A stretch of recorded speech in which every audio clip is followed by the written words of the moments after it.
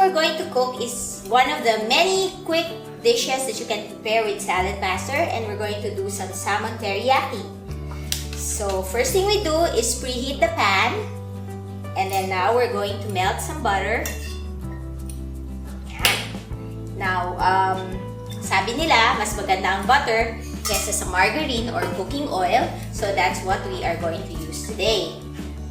Now, if you don't want to use butter or oil, you can simply put a bed of vegetables under the fish para hindi, kasi malambot ang fish compared to meat. That's why you need to put vegetables under or a thin layer of butter or oil.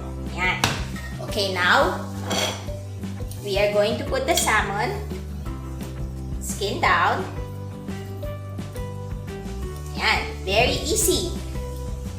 So, kahit pagod kayo galing sa trabaho, if that's all you need to do, napakadali, di ba? Now, since this is teriyaki today that we're going to cook, we're going to use the teriyaki sauce.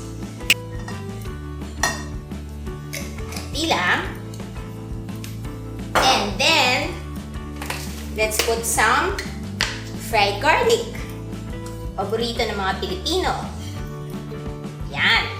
Now, you know, when you order this at a restaurant, yung isang piece niyan can cost you about $20 to $25. While if you buy this, a whole bag of salmon, murang-mura lang and you can prepare for your whole family. Now, we are going to add some broccoli here. But if you want the broccoli to be soft, like para sa mga bata, gusto nila malambot, you can put it while you're cooking it. But if you want it crunchy, like most adults want it, you can add it later pag luto na yung salmon because the residual heat from the cookware will cook the broccoli. So, tatakpan lang natin. See, can you imagine? That's all it takes for you to cook your dinner. You don't even have to use your oven, which is normally what you would use if you would cook salmon. It will take about 30 minutes.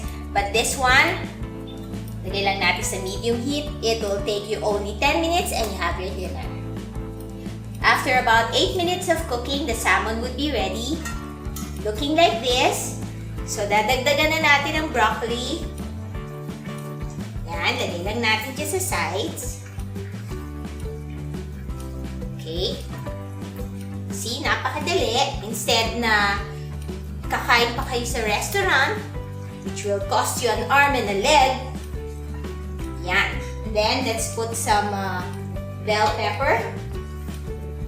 Yan, tambak-tambak lang sa Salad Master. Okay, so tatakpan natin and we will cook for another 2 minutes and the dish will be ready. Okay, so eto na ngayon ang ating finished product ng salmon teriyaki. See, green na green ang ating broccoli and yung pepper natin. So, ibig sabihin yan, na-retain ng vegetables ang vitamins and minerals. Alright, so time to eat!